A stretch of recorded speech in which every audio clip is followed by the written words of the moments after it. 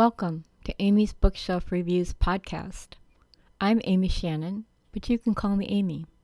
Thank you for listening. Hello and welcome, and I hope all is well with you. I'm Amy Shannon, and I'm here talking today about Bob Freeman's book, BosonsWave-Squared.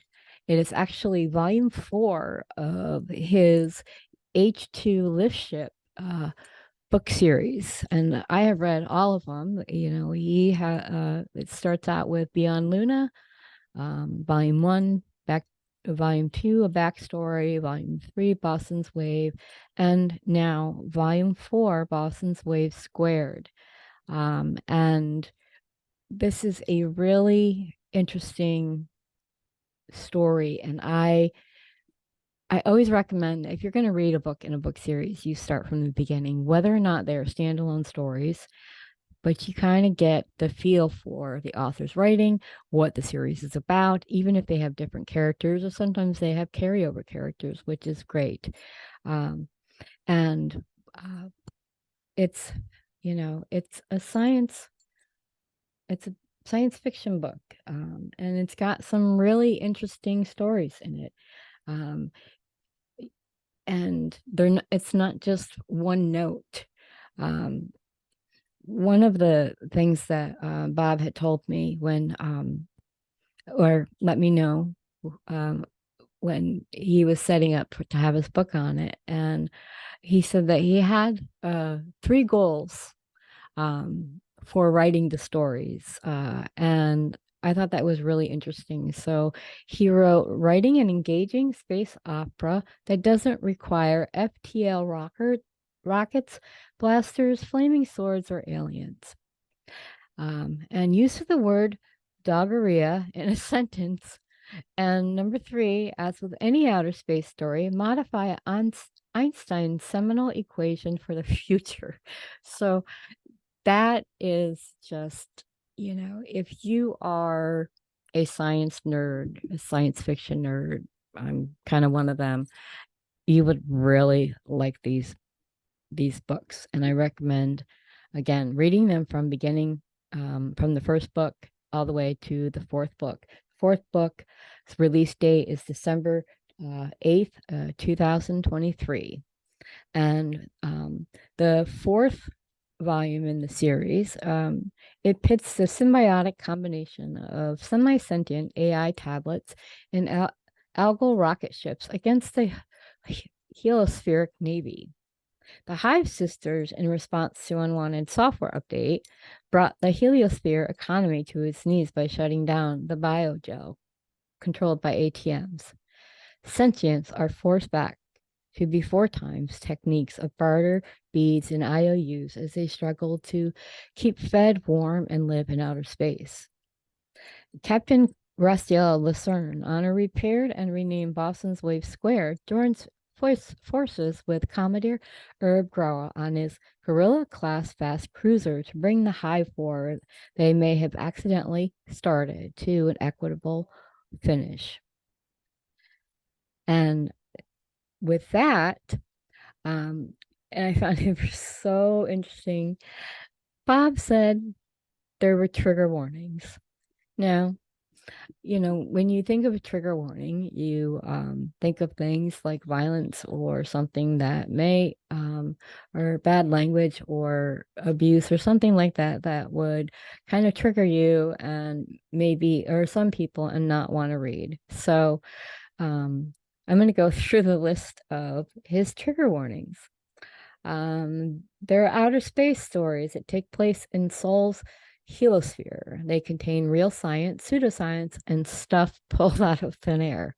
So you better watch out.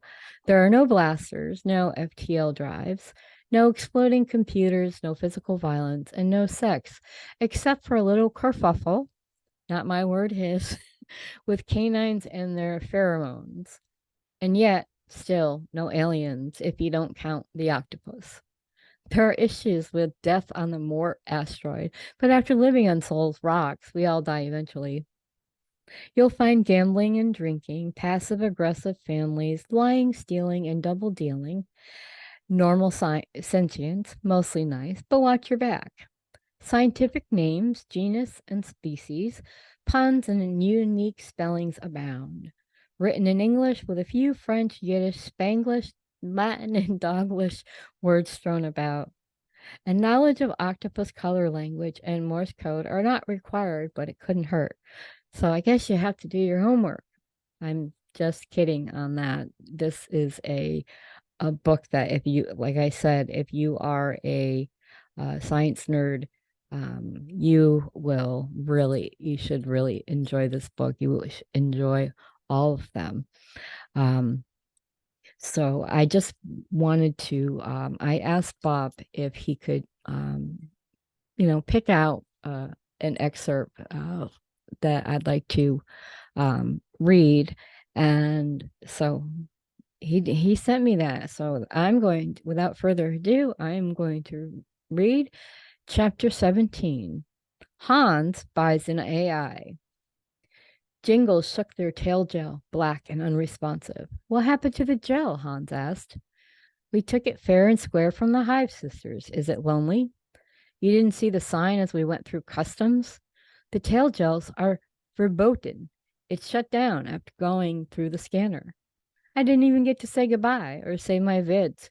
This isn't the hospitality I expected at core. We should have stayed at the tail. At least I'd have vids and tones. I'm afraid we'll have to follow the rules here. It's not the same as the tail. That's not fair. It's ours. They have no right to shut it down without compensation. That's illegal. Yeah, sure. Let's show the custom officials our receipt for the dead gel. Oh, right. Well, we need to buy a new one. Standards are no good until the chip reader ATMs are fixed. At least we have pieces of our hot iron we can trade. I'm ready to go back to mining. I still miss pounding on asteroids. We never did find our gold mine. I know it's out there. Hans, asteroids don't have a lot of gold. You might as well search for lead. It's rarer and far more valuable. I missed a little biogel from our mining ship. I don't know why the miners' union didn't give it to us as a reward for all our hard work. Correct me if I'm wrong. Was it because you destroyed their ship? We're lucky we were only banned from the mining for 2 years. I didn't destroy it. The outcropping we hit did. You were there too. I'm not solely to blame. Can we please not get into this again? We need a new gel before we can find work, and let's see what they have to offer on this rock. Hans was the first in the door of the biogel store. Look at all these gels. I wonder if any are programmed for cowboy vids. The sales sentient hovered nearby, encouraging selections and purchases. Here, give this one a try. Ask it to solve an equation. Hans wrote 2 plus 2 equals x, solve for x. The tablet blinked gray to black, blinked again, and started shaking. What sort of gibberish is this? Me not answering simpleton questions? Hans nodded at this salesperson, saying, Yep, this one's good. They always get pissed off with that question. Hans' partner checked out the choices. Great, Hans, you've angered the tablets before we even purchased it. Jingles asked the sales sentient, How about we test a different one? I don't think it would help. The ones in the shop are all in the same cellular network. They are, after all, a hive mind. They all know who you are. Well, if they hate me already, how about a friends and haters discount? Hans asked. 5%. Deal. Jingles, come over here. Look, we have a replacement tablet. I know, I'm standing right next to you. Oh, sorry, I forgot to look down. I get it. You're tall, and that fake cowboy hat you wear looks silly. Be nice. It's a real hat. The label says it's from the dry parts of Earth. You should respect my heritage. I'm not interested in your desert yearnings. Let's go to the charging station and customize this beast. Great. I want vids, lots of them. We could be out a long time. Sorry, no. First on the list are science modules, especially geology and physics, but we'll see how much it can hold without complaining. Fine, as long as there's room for cowboy vids. Jingle set the tablet on the charging station. Now, this might hurt a bit, but you'll get used to it. Hans said, Who are you talking to? You're not going to stick me with that needle, are you? No, connecting you to a hive mind would be a waste of time and likely damage it. Cowboy logic is not something they need to know. You're being mean again. I think cowboys have helped us all. How? Hans thought for a minute. The question was both too simple and too hard. Well, they brought cows to market, and you like cow jerky. I'll give you that. Let me know when you have another thought. Just wait. So I'm going to end it there for the excerpt, and remind everyone that Boson's Wave-Squared Volume 4 is available for sale on Amazon starting on December 8th, 2023. And if you want to see the other books that Bob has written, you can go to his website, www.h2Liftships.com. And the one thing I want to add before I sign off today is I wrote a review for this book along with other books that Bob has written. So I just wanted to kind of share a portion of my review with you.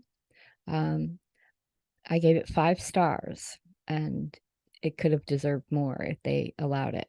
Bob Freeman writes a cinematic hard science tale with Boson's Wave-Squared. The end is only the beginning. In Boson's Wave-Squared, the reader is introduced to the heliosphere and its impending demise. Boson's Wave-Squared is part of the H2Liftships series, and this is volume 4. I am a huge fan, emphasize huge, of Bob Freeman, and whatever this author writes, I want to read. He has a great imagination and a talent for sharing the story. I've read all the books in the series, and each one gets better and better. The future may seem bleak, and there are intergalactic wars going on, and human versus machine, AIs, and software updates that are all just, well, it brings the reader back to the world built by Freeman and how powerful a writer he is, and a natural at creating these worlds, which could possibly be in our future or someone's future.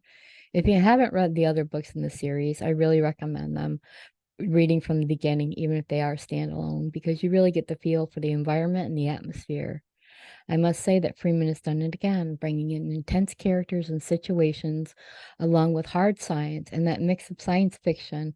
But who says science is fiction, really? This cinematic, and I use this word because that's how I see it in my head, an unpredictable read brings the characters to life and shows the reader a world where there is still war, fighting for freedom, fighting for sentience, and camaraderie. So I just wanted, again, to thank Bob for allowing me to not just read his work, but allowing me to talk to my audience about it and share about it. So I have had a pleasure of reading this book.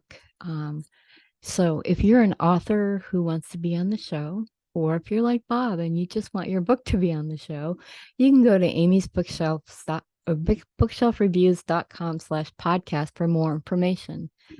This has been Amy's Bookshelf Reviews podcast. Thank you for listening. And always, be kind and stay safe. Thank you. Thank you, and talk to you next week.